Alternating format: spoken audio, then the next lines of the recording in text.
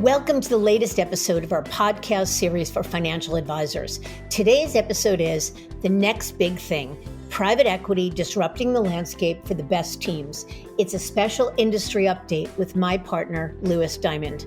I'm Mindy Diamond, and this is Mindy Diamond on Independence.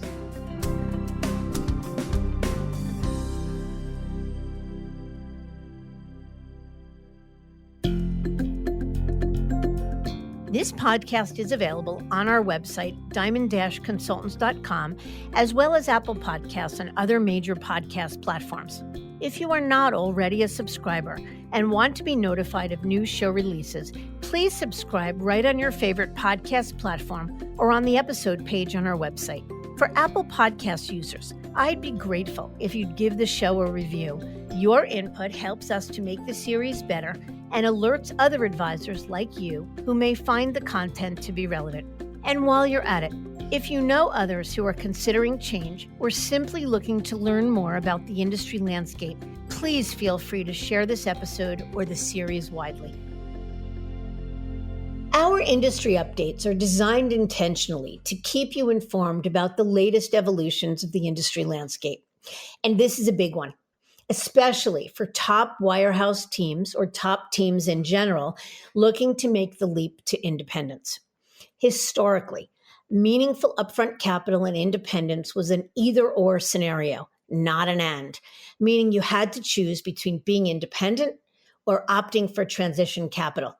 And we're following what seems to be the next big thing, a way for wirehouse teams to monetize for big dollars while entering the RIA space. While private equity has been all over the RIA space for a few years, they've missed out on the breakaway movement. That is until now, as several top private equity firms have actually cracked the code of investing directly in wirehouse teams on day one. These firms are providing liquidity and upfront capital to a breakaway team, as well as the scaffolding and support resources needed to actually launch the independent business. It's opening a new world of potential for breakaways, so I've asked Lewis to join me in laying out the details.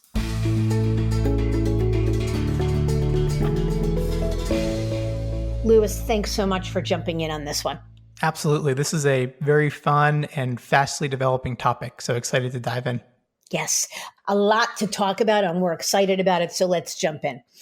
So let me ask you, why is this a relevant topic? Why is this, we'd even go so far as to call a disruptor to the industry landscape?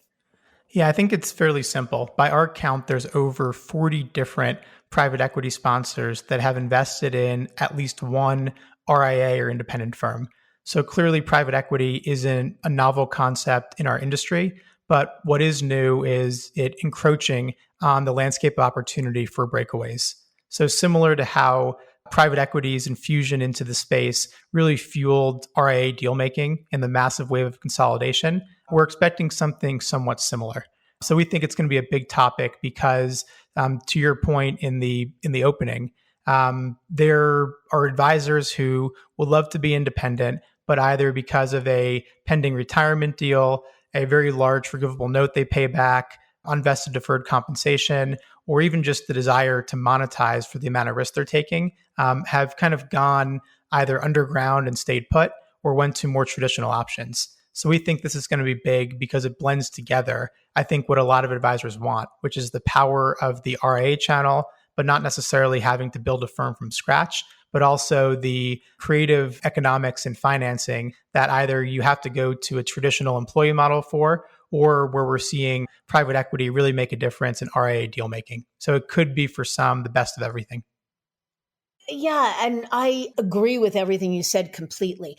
Maybe you could talk then, because you were talking about more than 40 PE sponsors already being invested in the wealth management space. What are some examples of PE firms that are already here? Yeah, there's obviously, we're not going to go through and list all 40, and it's probably even more right now. But some of the bigger names you might be familiar with is Bain Capital has invested in the Carson Group. We had Ron Carson on the show a couple of years back. KKR backed Beacon Point, a major RIA acquirer, and we had folks from KKR and Beacon Point on the show as well. We've also seen more financial services specific firms like Stone Point Capital investing in IEQ, Parthenon Capital investing in New Edge and Rob Sechan's business. So it's kind of funny. Many of the big names we've had on the show for anyone interested, and we'll kind of include or feature those episodes on this page. That's a couple, and there's many, many more that are under the radar, or for those that are in the know, you may find interesting. Yeah. So is that private equity firms have not been interested in wirehouse teams before this?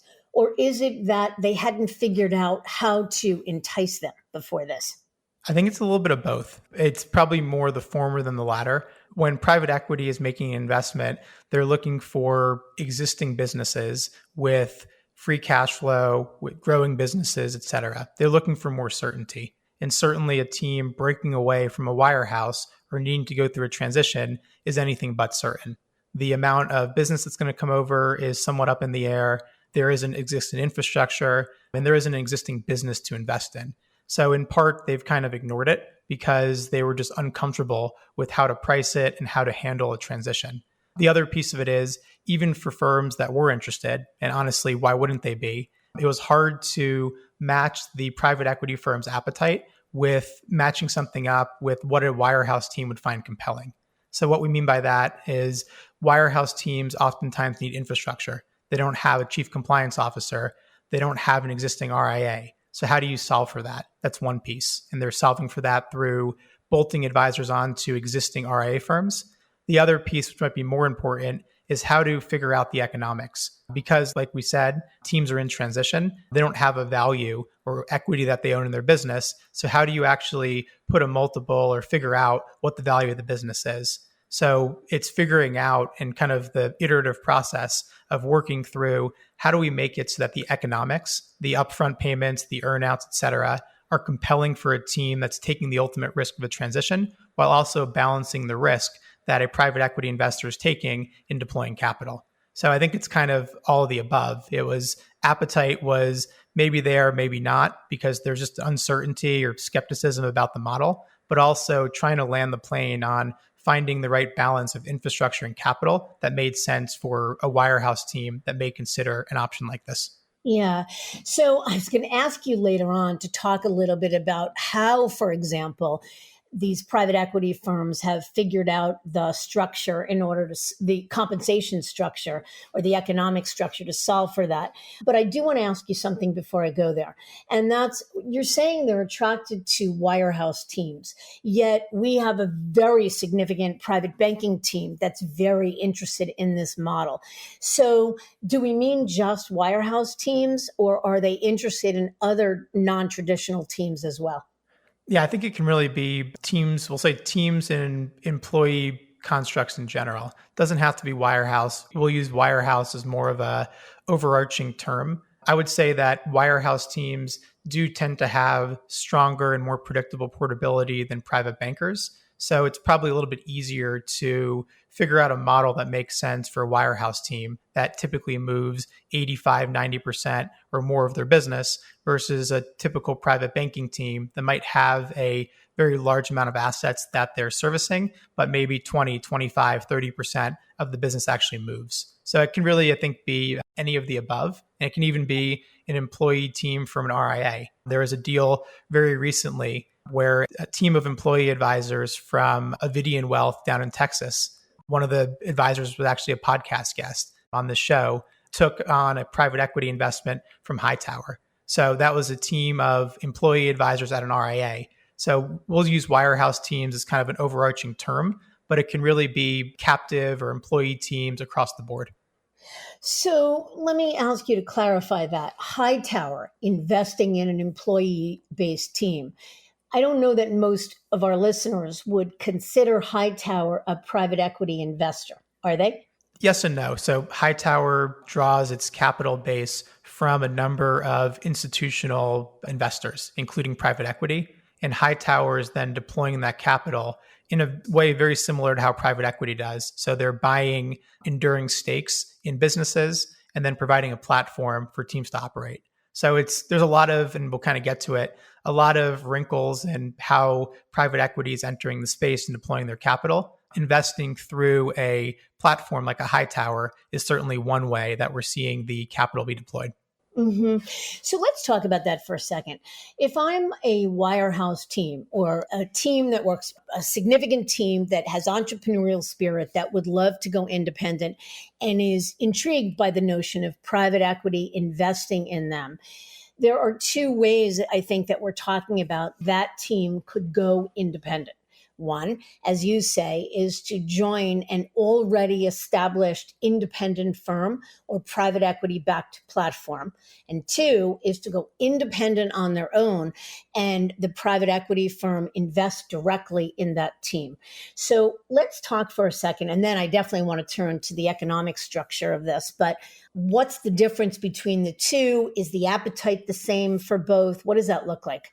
Yeah, it's a really good point. And I would agree with you. Probably the two different venues or forums that we're seeing private equity invest in wirehouse teams are those exact two use cases. So the first one, which we think is going to be more of the norm, would be a team joining or merging with or being acquired by an existing RIA firm that is backed by private equity capital. The reason we think that's going to be a more popular option is because the RIAs already have a lot of the needs solved for. They have the RIA infrastructure, they have compliance, they have an investment platform, they have subject matter experts. So a lot of the house has already been built, and a team doesn't necessarily need to go and recreate the wheel in order to break into the independent space. So that's certainly one way where a private equity firm has bought a majority stake, a minority stake in an existing thriving RIA, and then they're using that firm's chassis to go and merge firms in. So that's one way. The other way, which is likely reserved for much, much larger teams that have a vision to be, we'll say, more builders. They want to build their own firm with their own identity. They have the infrastructure already or want to kind of build it themselves, and will use a private equity infusion to provide liquidity for themselves in the move. But I think more importantly, to have the creative deal-making expertise and the capital to go buy other teams or to buy RIAs. The common theme with private equity is they're looking for a pretty meaningful return. So it probably doesn't work for a team that's just growing organically and doesn't have a vision to go and roll up other businesses or other advisors. So in summary, those two venues are exactly right. It's private equity investing directly in an existing RIA, and firms merging their practice or advisors merging their practice into that firm, and then private equity buying into a much larger team that's looking to build. So I'd say the second one requires someone that certainly wants to be more independent, is probably more entrepreneurial, and has a likely larger business than others that are going to join an existing RIA firm. Yeah, I agree with that totally. And I think as to the latter, we are talking about teams that meaning the latter meaning where a private equity firm would invest directly in a team as opposed to a team or an advisor associating with an already established RIA or platform firm. That would require a team that was probably managing multiple billions under management, and that, as you say, had the ability or had the desire, the vision to really build an enterprise, not only to grow significantly organically, but to build a national or regional enterprise or franchise that will turn around then and become one of these platform or large mega RIA acquirers in and of itself. So let's turn then to, so how are they structuring these deals? Since that was really the biggest impediment to advisors' interest in joining the independent space. Definitely.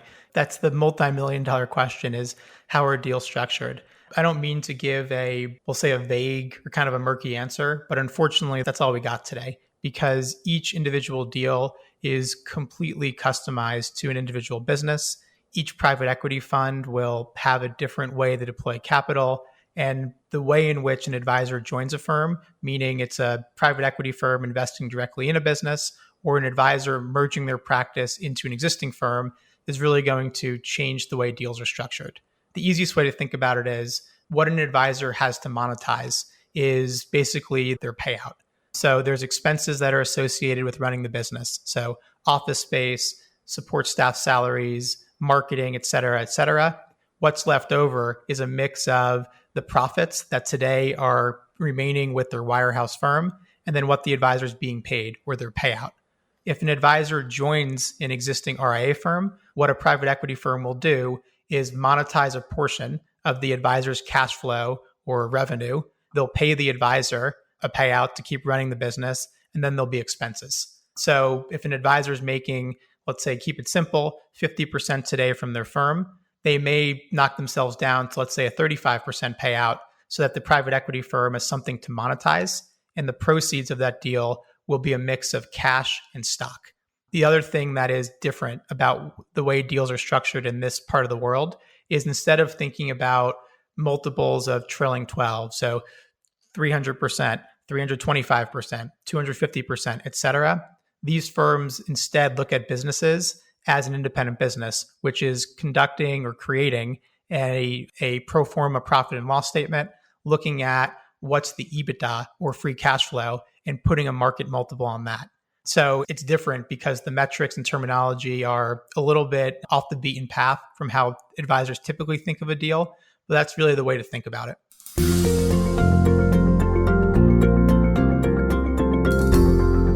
All right, so a lot to unpack there. So number one, why would someone be willing to go from a 50% payout to a 30% payout, as you mentioned? Yeah, and it could really be 25, 35, 40, 42. That's kind of the lever that advisors often have and get to decide, do I want a higher payout or am I looking to monetize more of the business? I think the short answer, Mindy, is many advisors would not entertain that. Many would say, I'm growing, I'm working really hard, and I would much rather control more of my ongoing economics rather than taking a deal today. The advisors where this appeals to, I think, fall into two or three different categories. One is an advisor who's fairly close to retiring, and they're considering their firm's retire in place program, whether it's Merrill CTP, UBS's Alpha program, or most firms have some sort of phase out program for advisors. So for an advisor like that, they are already going to get a reduced payout to sell the business to the next generation by going through those programs. So this isn't that unfamiliar. And obviously, with less time to work, the ongoing payout probably matters less to them. That's one example. The other one would be a team that looks at the amount of cash they can take off the table today and thinking that it's a good investment to unlock some liquidity from the business, invest it the way they see fit, and still have a meaningful payout, but have de-risked their business. They also likely believe in the power of the equity. So with just about all of these deals, stock is a very important part of the structure. Typically, there's a customization of the mix of cash and stock, and an advisor would likely only do a deal like this if they really, really bought into the value of that equity and how the equity value might expand. So while they might get a deal today based upon their business value today, they are looking at what this business is going to be worth combined with everything else the RIA and the private equity firm are doing and saying this can be worth 3, 4, 5, 6, 7 times what it is today. So I'm willing to take a little bit less payout or bet a little bit less on myself. And I'd rather push my chips to the middle of the table and kind of bet on this collective firm together. So those are kind of the two, I think, different ways to think about it and why some folks might consider taking a lower payout. But honestly, most probably would say, you know what, it's not for me. Interesting, but I got a long runway and I'm looking to control more of my own destiny here. Yeah, so I think you're 100% right. I think someone close to retirement who was going to sign on to their firm's retire in place program is absolutely looking at a lower payout for the balance of their career. And so if they are independent or entrepreneurial minded, or probably more likely the rest of their team, their next gen of the team is entrepreneurial minded, makes perfect sense. And secondly, the folks that are really interested in unlocking liquidity in the now, de-risking the business in the now, who say, do I want to go from a 50% payout to a 30% payout? No. But I think that unlocking liquidity or de-risking or monetizing in the short term is more important to me. And I have entrepreneurial DNA, so I'm excited about it. So I agree with that in terms of the two categories. You mentioned that deals are structured part cash, part equity. Can you give us a sense? Is it 50-50? Is it 70-30? And we've often heard for years that advisors looked at equity largely as a lottery ticket. And especially after the financial crisis in '08, when advisors at Smith Barney watched their stock go from everything to zero, people are pretty skeptical in the wirehouse world of equity. So talk to us about that for a second as well. Yeah, so it really depends upon the firm someone's joining about what the mix is going to be. Like I said, I mean, these deals probably just don't make sense. If someone wants all cash, they likely too would be a little bit too risky for the advisor if it was all equity. So usually it's a healthy mix of the two, whether it's 50-50, 70% cash, 30% stock. We've kind of seen it all. So it's kind of choose your own adventure there. The other thing I'll mention, and I forgot to say it earlier, the way these deals are structured can be largely at long-term capital gains. So because the firms are buying the personal goodwill of an advisor or having the advisor transition their business into an LLC that will then be purchased after a year and a day, the deal structures can be very tax efficient versus the ordinary income tax associated with a recruiting deal or a retire in place program in an employment scenario. So I'll just point that out. But your question about the equity and how to think about it, or I guess being skeptical of it, I think the answer is many will be skeptical of it. They would prefer cash. They would prefer to control more of their economics. But if you look at recent history, really every RIA that has taken institutional capital, that private equity firm has been able to make an incredible return on the equity. And what firms do is they'll show a model showcasing what needs to happen for the equity value to increase. So even if the value doesn't increase as much as a firm says, or you might want to discount that, I haven't seen an RIA go to zero. When they sell or monetize, it's typically at least at par, but usually it's a significant multiple above what it was traded for. And I think advisors look at private equity as kind of being the smart money, if you will, and you wouldn't risk your career or your business on a firm that you didn't feel really strongly about. So I think it's kind of par for the course. If you're going to transition the business into this firm instead of staying put or going to another organization, you're already buying the stock, if you will. So why not get more of the deal in stock or get some stock and have another wealth creation opportunity down the line? Yeah. And I think you're right. And it's worth mentioning that if we talk to this about 10 big teams, 10 teams that a private equity firm might be interested in, 5 would say, sign me up. That sounds amazing. And the other 5 would say, no way. I don't believe in the equity. I want to have more control over my business. I have no interest in lowering my payout. I don't trust it, whatever it may be. But I do want to ask you, you talk about the tax efficient nature and so of the private equity investment deals. So how do these deals as they're structured, and I know each one is structured differently, they're customized, but how generally might they compare to someone taking a transition package from another wirehouse firm? Yeah, so like I said, they're typically based upon a multiple of EBITDA or free cash flow. So it's hard to make it apples to apples.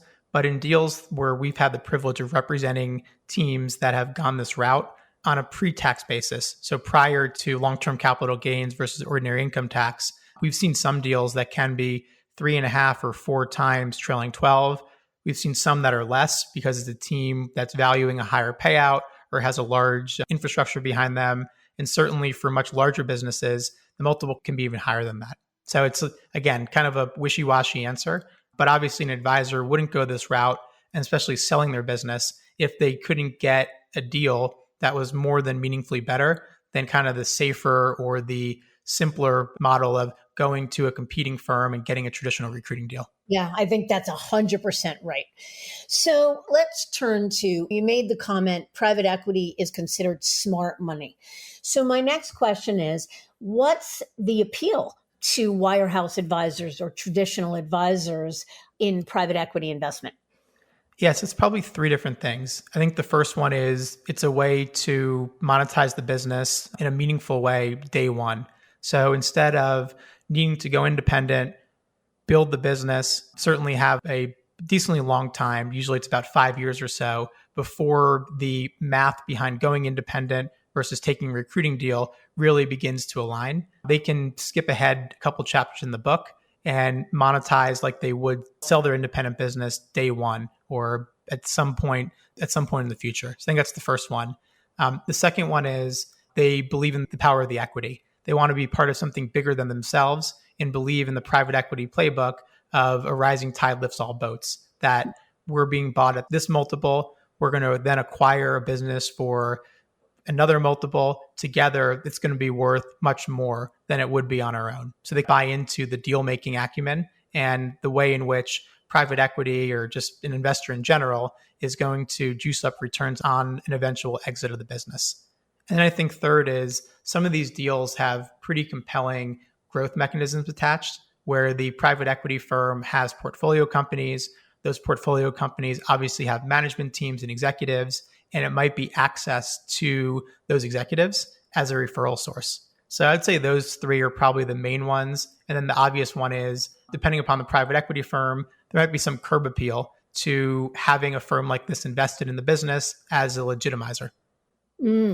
So I think you're absolutely right.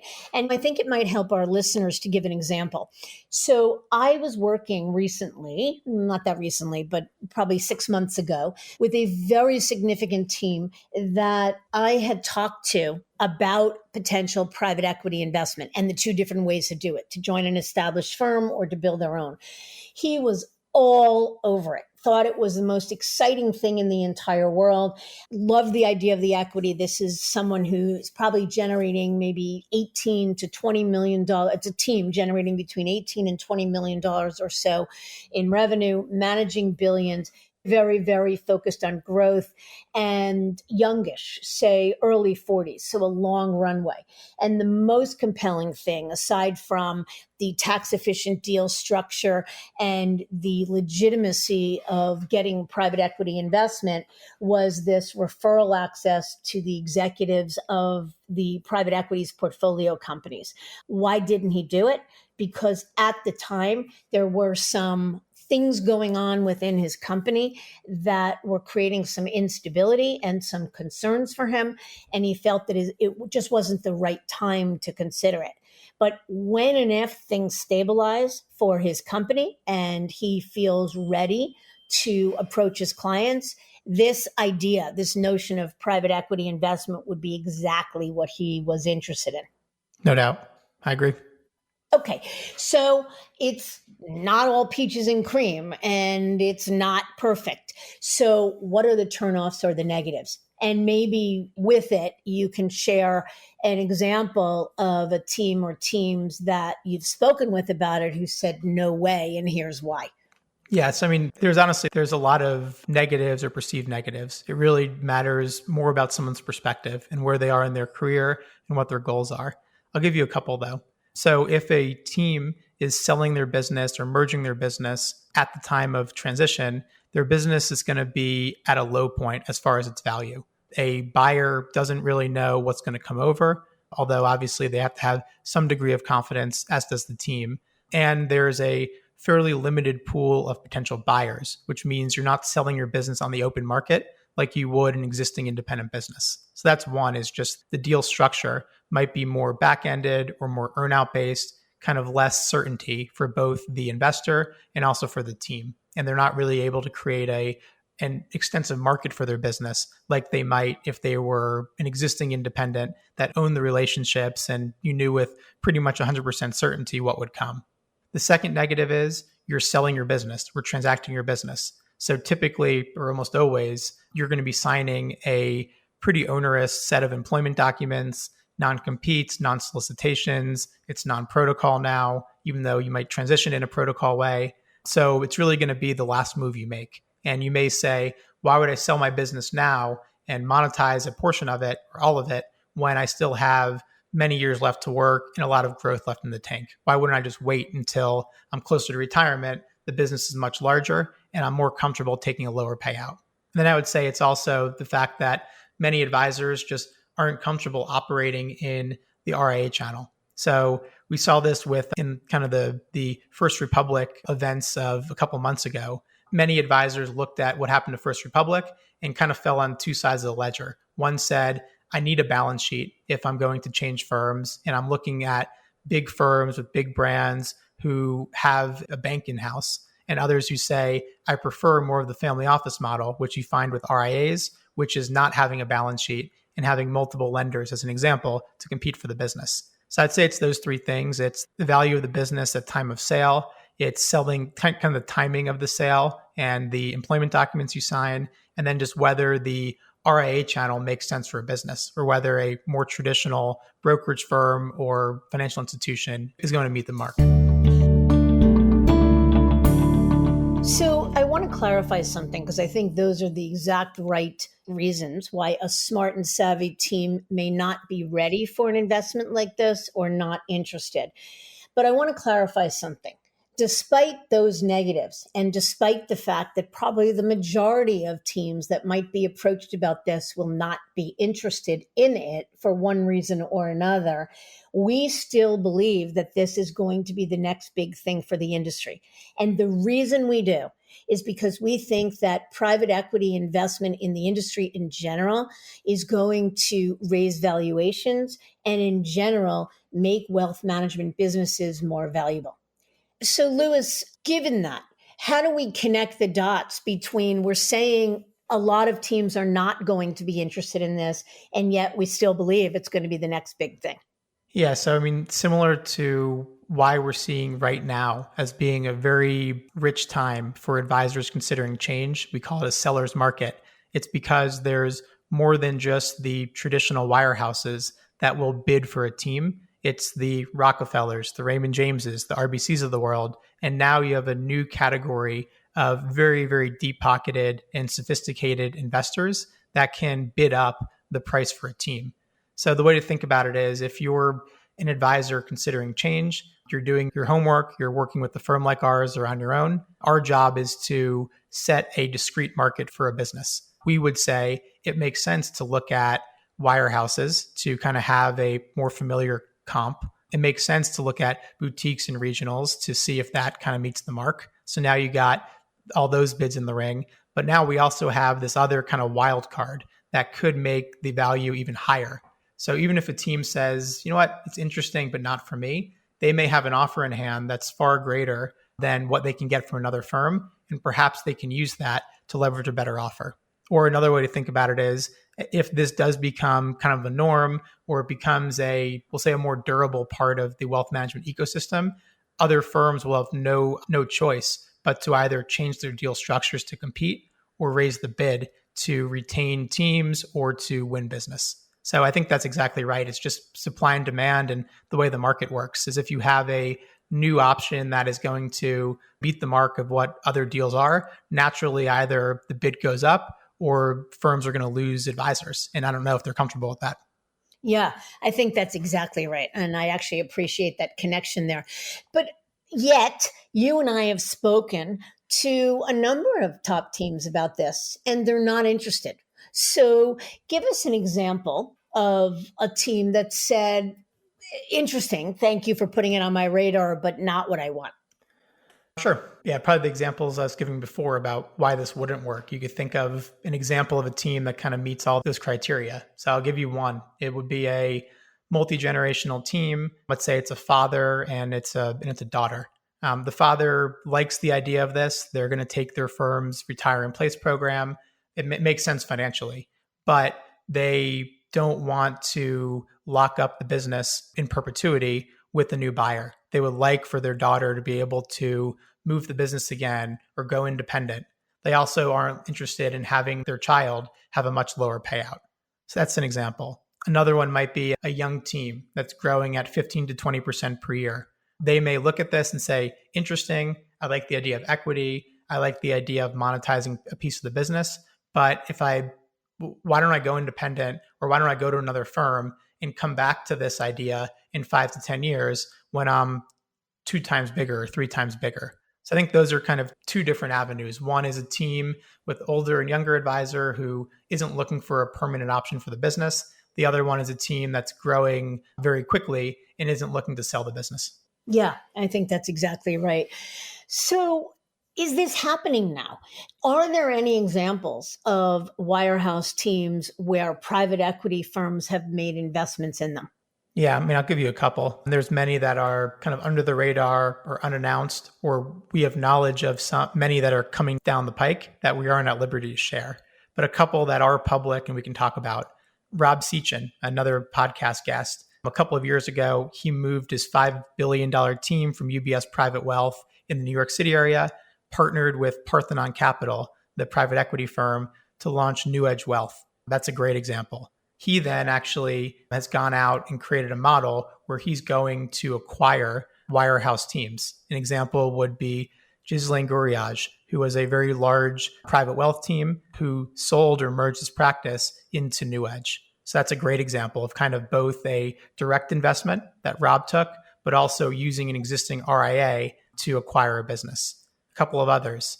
Melissa Bouchelon was a podcast guest. She was a Merrill regional director, managed a little bit over $1 billion. She sold a portion of her business to Focus Financial, the largest private investor in the space. Focus has probably done this at least 8 to 10 times with teams where they invested directly in a team in transition. Like Bill Loftus of Coastal Bridge was a Merrill private wealth team that did this many, many years ago. So anything through Focus is kind of this concept as well. A few others, Crescent, a very large family office RIA.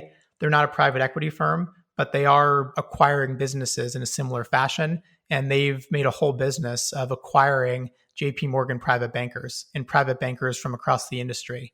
And then another one, this one will be interesting. So a bit of a wrinkle, but recently it was announced that Tom Naratil, the prior head of UBS, took a job as an operating partner of Lightyear Capital, a very well-known financial services specific private equity firm. And we're going to watch very closely to see what his involvement's going to do. And there's many, many other examples. I mean, you really think of any platform that's in the independent space, Steward Partners, Sanctuary Wealth, Dynasty, all have received private equity capital and are looking at buying teams or recruiting teams. So even if you think this phenomena isn't happening, really look at every firm that's recruiting in the independent space, and there's likely some sort of institutional capital at play and many, many others coming. Yeah, I think that's actually an incredibly good point. It feels like this is a little bit, we're saying the next big thing and implying as though it's new. The truth of the matter is private equity has been invested in fueling the space, fueling the breakaway movement and fueling the space for years. So let's wrap up. I mean, this has been enormously interesting. You and I are incredibly jazzed by this topic because we really believe it's going to have major impact on the industry. But let's make some predictions here on how we expect this trend to take shape as we wrap up. Yeah, so I think what we're going to see the next year or two is this is going to capture some very large teams, both on the direct investment, but also probably on a more prolific basis with existing RIAs with private equity acquiring wirehouse practices. So hard to say what percentage of the market this is going to capture. I think even if it's 5 to 10% of it, that might even be generous. That's a pretty meaningful dent.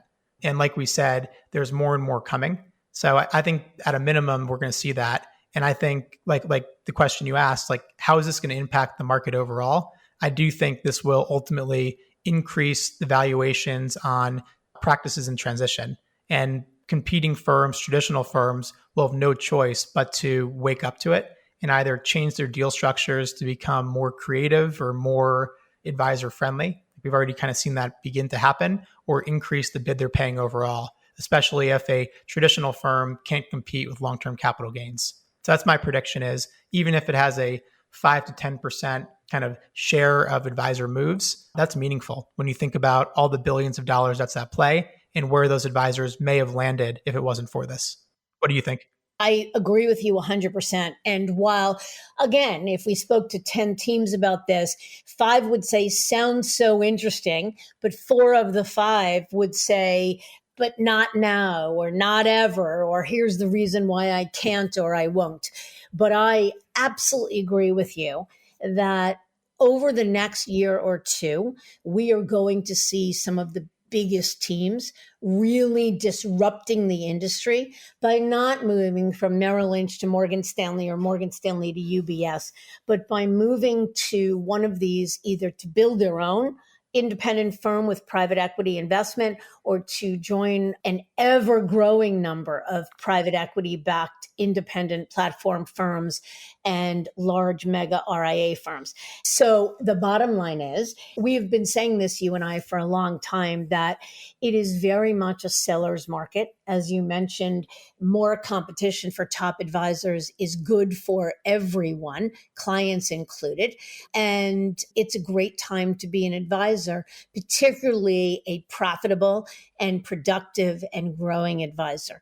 So you and I are keeping, and our whole firm is keeping very, very close watch on this trend. We are involved excitedly in many of the transactions and promise to keep our listeners up to date as things evolve further and teams move. And we have a lot of these, both investors and sellers, the advisors themselves, slated to join us on the podcast. So, Louis, I love this topic. Love this topic. And thank you once again for joining me. Yeah, absolutely. And anyone who's even just curious about what's their business worth, does their business fit, or even just getting an objective consultation on how this concept applies to them, please feel free to reach out to Mindy or I. No obligation, free of charge to you, and we'd be happy to, in a very succinct way, bring you up to speed on this mega trend.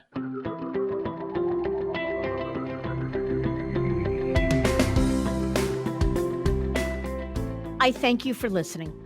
And I encourage you to visit our website, diamond-consultants.com, and click on the Tools and Resources link for valuable content. You'll also find a link to subscribe for regular updates to the series. And if you're not a recipient of our weekly email, Perspectives for Advisors, click on the articles link to browse recent topics. These written pieces are an ideal way of staying informed about what's going on in the wealth management space without expending the energy that full-on exploration requires. You can feel free to email or call me if you have specific questions. I can be reached at 973-476-8578, which is my cell, or by email mdiamond@diamond-consultants.com. Please note that all requests are handled with complete discretion and confidentiality. And keep in mind that our services are available without cost to the advisor. You can see our website for more information. And again, if you enjoyed this episode, please feel free to share it with a colleague who might benefit from its content. If you're listening on the Apple Podcasts app, I'd be grateful if you gave it a star rating and a review. It will let other advisors know it's a show worth their time to listen to. This is Mindy Diamond on Independence.